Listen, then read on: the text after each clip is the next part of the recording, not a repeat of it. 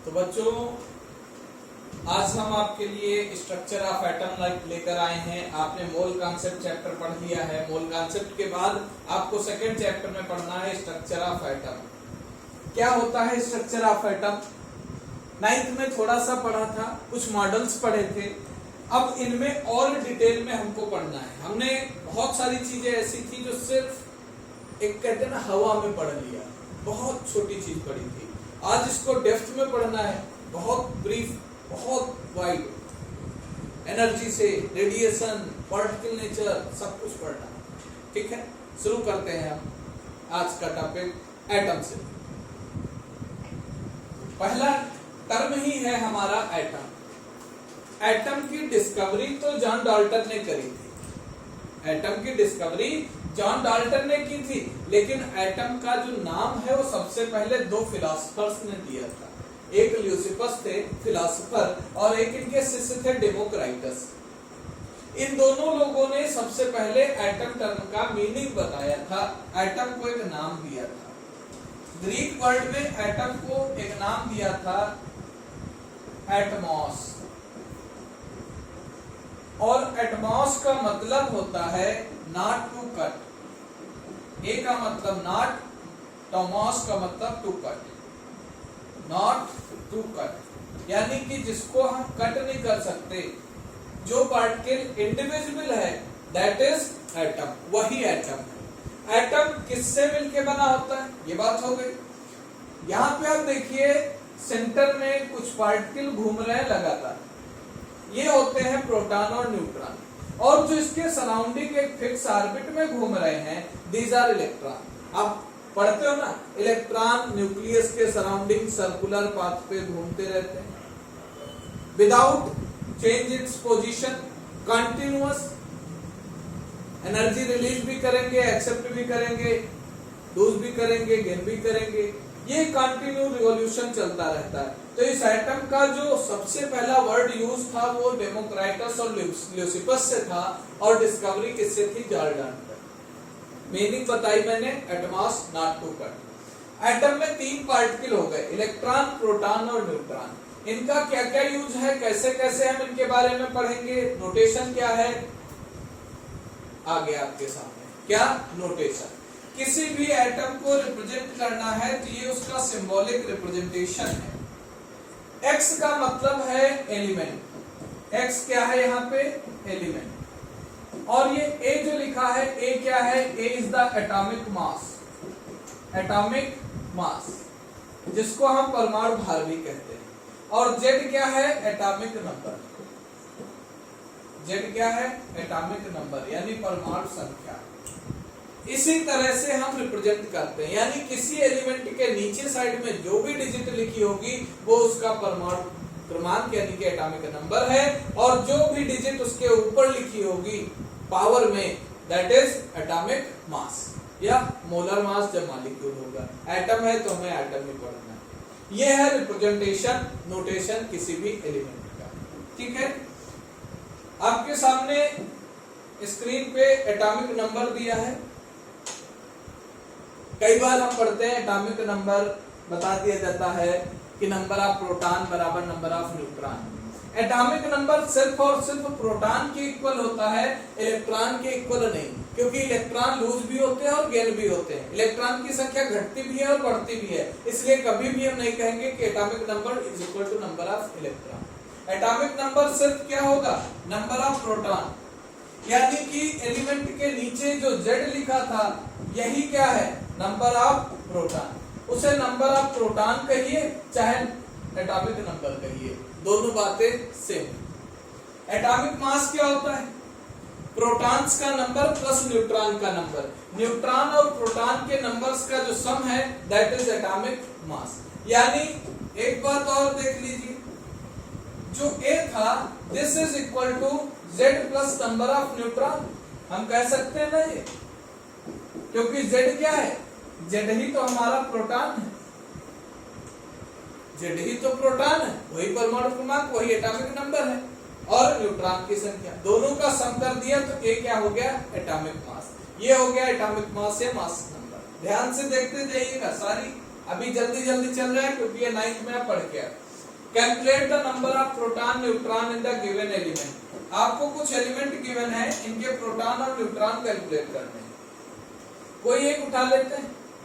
मान लो हमने फ्लोरीन उठाया 9F19, इसके लिए Z कितना हो गया 9, और यही क्या है एटॉमिक नंबर, Z से रिप्रेजेंट करते हैं, और यही क्या है नंबर ऑफ प्रोटॉन।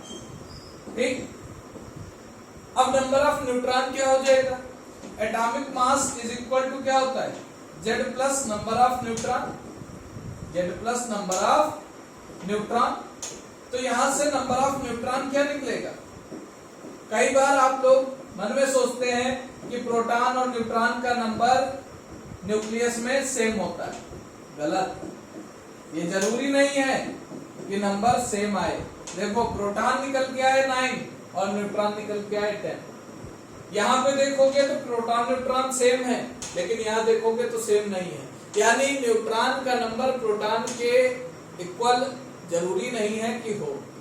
एक बात जरूरी है, कभी भी प्रोटॉन का नंबर, कभी भी न्यूक्लियस में प्रोटॉन का नंबर ग्रेटर नहीं हो सकता, आइदर लेस देन और इक्वल टू न्यूट्रॉन। यानी न्यूट्रॉन से प्रोटॉन की संख्या या तो कम रहेगी या ज्यादा रहेगी, कभी प्रोटॉन ज्यादा नहीं हो सकता। बचे हुए दो एलिमेंट आपको निकालने हैं। अगले टॉपिक पे आते हैं। अगला टॉपिक है आइसोटोप। इस टर्म का मीनिंग हमको मार्गरेट टोड एक ये थी, कह सकते हो डॉक्टर, इन्होंने फ्रेडरिक सूटी को बताया था आइसोटोप की मीनिंग। लिखा ना आइसो और टोप।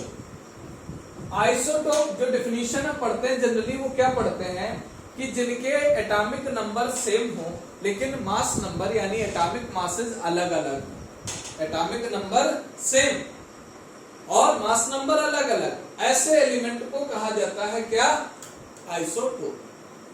लेकिन वो सारे एक ही एलिमेंट के एटम्स होने चाहिए, एक ही एलिमेंट के ऐसे एटम्स जिनके एटॉमिक नंबर सेम लेकिन एटॉमिक मास अलग अलग। आइसो का मतलब होता है हमेशा सिमिलर, कहीं भी आइसो लगा है इसका मतलब दैट इज सिमिलर। और जो ये टोपोस होता है ग्रीक वर्ड में, इसका मतलब होता है प्लेस। ये क्या है, एक स्थान, इससे कोई मीनिंग नहीं समझते। पीरियोडिक टेबल में एलिमेंट्स को जो प्लेस दिया गया उसके बेसिस पे इन्होंने बताया एटॉमिक नंबर सेम है ना, और एटॉमिक नंबर पे एलिमेंट रखे गए हैं। इसका मतलब क्या है, ऐसे एलिमेंट जो पीरियोडिक टेबल में एक ही जगह पे रखे गए हैं उनको भी हम आइसोटोप कहते हैं, एटॉमिक नंबर पे प्लेस है, इसलिए आइसोटोप सिमिलर प्लेस। ये आइसोटोप का मीनिंग है।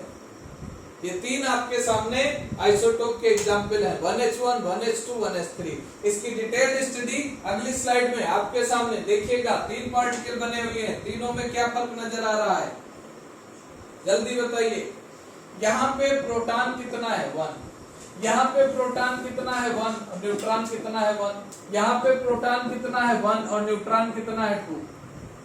क्या फर्क आपको नजर आ रहा है, तीनों में प्रोटॉन की संख्या बराबर लेकिन तीनों में न्यूट्रॉन की संख्या अलग अलग। यानी हमारी अगली डेफिनेशन ये भी हो सकती है कि जिनमें प्रोटॉन की संख्या सेम हो ऐसे एटम्स भी क्या है आइसोटोप, या जिनमें न्यूट्रॉन की संख्या अलग अलग हो ऐसे भी एलिमेंट क्या है आइसोटोप। ये ध्यान रखिएगा आप दो नई डेफिनेशन।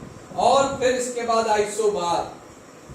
आइसोबार का मतलब भी फिर से मीनिंग कोई बताएगा, चलिए हम बताते हैं। एस्टन ने इसका नाम दिया था आइसोबार। पहले तो डेफिनेशन सुन लीजिए जो आप पढ़ते हो। आइसोबार क्या है, ऐसे एटम्स, और ये सेम भी हो सकता है या यहाँ पे आप कह सकते हो we can write here different. Different element generally आपको लेना है, एटम्स ऑफ डिफरेंट एलिमेंट, और जिनके मास नंबर सेम हो लेकिन उनके एटॉमिक नंबर अलग अलग। दिख रहा है, एटॉमिक नंबर अलग अलग, मास नंबर सेम, इनको कहते हैं आइसोबार। अच्छा, आइसो फिर से मतलब क्या हो गया, सिमिलर। और बोरोस का मतलब जो होता है ग्रीक वर्ड में, दैट इज होता है मास, यानी जिनके मास सिमिलर हैं उनको क्या कहेंगे, आइसोबार। एक बात यहाँ पे ध्यान से देखिए, प्रोटॉन यानी कि Z equal to P is equal to 18 argon में, neutron is equal to A minus Z यानी कि 22। यहाँ पे देखिए Z कितना है, P के बराबर 20 और न्यूट्रॉन भी कितना है, 20। अगर ध्यान से देखिए तो इन दोनों में ना तो प्रोटॉन की संख्या सेम है और ना ही न्यूट्रॉन की, यानी हम ये भी कह सकते हैं ऐसे एलिमेंट जिनमें ना तो प्रोटॉन की संख्या बराबर हो और ना ही न्यूट्रॉन की संख्या एक हो, ऐसे एलिमेंट के एटम्स भी क्या कहे जाएंगे, isobars. These are called isobar. अब कुछ ऐसे टर्म आपके सामने आने जा रहे हैं जिनका नाम आपने नहीं सुना है और बुक्स में भी नहीं है, और ये आपसे बहुत पूछे जाने वाले क्वेश्चंस हैं। कंपटीशन में कई सारे कंपटीशन हैं आपके, वो चाहे आईआईटी का हो चाहे आपका नीट का हो, इन सब में इसी तरह के क्वेश्चन आते हैं। वो यूपीएससी हो, कहीं भी आप देखेंगे तो इस तरह के क्वेश्चन मिलते हैं जो थोड़ा सा अब आगे चल रहे हैं। आइसोडायाफर, आइसोडायाफर का मतलब होता है ऐसे एलिमेंट जिनमें न्यूट्रॉन और प्रोटॉन के नंबर्स का डिफरेंस इक्वल हो। कैसे कैलकुलेट करके देखते हैं। यहाँ पे प्रोटॉन कितना है 5, न्यूट्रॉन कितना है 6, यहाँ पे प्रोटॉन कितना है 6 और न्यूट्रॉन कितना है 7। दिख रहा है ना, ये आपका 7 + 6 एटॉमिक मास और 6 एटॉमिक नंबर। अब यहाँ पे अगर देखोगे ये जो लिखा है difference of number of neutron and proton, इसको एक नाम दिया जाता है आइसोटोपिक नंबर। क्या कहा जाता है, आइसोटोपिक नंबर। तो आइसोटोपिक नंबर यहाँ कितना आएगा, दोनों में देखिए आइसोटोपिक नंबर यहाँ भी 1 है, डिफरेंस क्या है 1, यहाँ पे डिफरेंस क्या है 1, यानी जिसमें न्यूट्रॉन और प्रोटॉन की संख्या का डिफरेंस बराबर हो ऐसे एलिमेंट कहलाते हैं आइसोडायाफर्स। क्लियर। अगला आइसो का मतलब सिमिलर, न्यूट्रॉनिक का मतलब न्यूट्रॉन। यहाँ पे देखिए P कितना है, प्रोटॉन कितना है 1 और न्यूट्रॉन कितना है 2, यहाँ प्रोटॉन कितना है 2, न्यूट्रॉन कितना है 2, यानी न्यूट्रॉन अगर सेम है तो उसे हम आइसोटोनिक, आइसोटोन या आइसोन्यूट्रॉनिक स्पीशीज भी कह सकते हैं। आइसोटोप में न्यूट्रॉन डिफरेंट थे और यहाँ न्यूट्रॉन सेम है, ध्यान रखिएगा। अगला फिर एक टर्म आइसोटोर या आइसोस्टर्स, पढ़ते इसको, कहीं पे आइसोटोर भी लिखा है कई जगह पे। इसका मतलब है ऐसे कंपाउंड, ऐसे मॉलिक्यूल जिसमें एटम का नंबर सेम है, सिर्फ उनकी एटॉमिसिटी इक्वल है। एटॉमिसिटी पिछले चैप्टर में बताया था, जिनकी एटॉमिसिटी इक्वल है दीज आर कॉल्ड आइसोस्टर्स। इसकी भी 3, इसकी भी 3, 2 नाइट्रोजन 1 ऑक्सीजन, 1 कार्बन 2 ऑक्सीजन। हमें सिर्फ संख्या, नंबर ऑफ एलिमेंट देखना है, सेम है isosters. Next iso electronic species. Electronic मतलब इलेक्ट्रॉन, आइसो मतलब सिमिलर, जिसमें इलेक्ट्रॉन का नंबर सेम हो उसको कहते हैं आइसो इलेक्ट्रॉनिक। क्लोरीन 17 था, 1 जुड़ गया 18 हो गया, आर्गन ऑलरेडी 18 होता है। These are called isoelectronic. Iso electronic species की जरूरत अगले चैप्टर में बहुत पढ़ने वाली, आयनिक रेडियस में बहुत सारे क्वेश्चन इससे लगेंगे। न्यूक्लियर आइसोमर्स, एक ही देखिए लिखा हुआ है, न्यूक्लियर आइसोमर्स क्या है, ऐसे एटम जिनके atomic number same, mass number same, सिर्फ क्या डिफरेंट है, रेडियो एक्टिव प्रॉपर्टीज। आइसोटोप ऐसे थे जिनके एटॉमिक नंबर सेम लेकिन मास नंबर अलग, लेकिन न्यूक्लियर आइसोमर वो होते हैं जिनके दोनों सेम, एटॉमिक नंबर भी मास नंबर भी, सिर्फ उनकी रेडियो एक्टिव प्रॉपर्टीज अलग हों, ऐसे आइसोटोप्स को कहा जाता है न्यूक्लियर आइसोमर्स। क्लियर। तो ये आपका एटम, एटम से रिलेटेड इलेक्ट्रॉन, प्रोटॉन, न्यूट्रॉन और different term related to atom, यहाँ पे एंड होता है।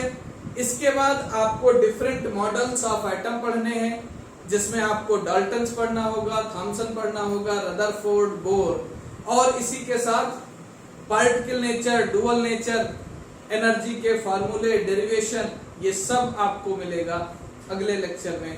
तब तक के लिए आप लोग देखते रहिए और कमेंट करते रहिए। Thank you.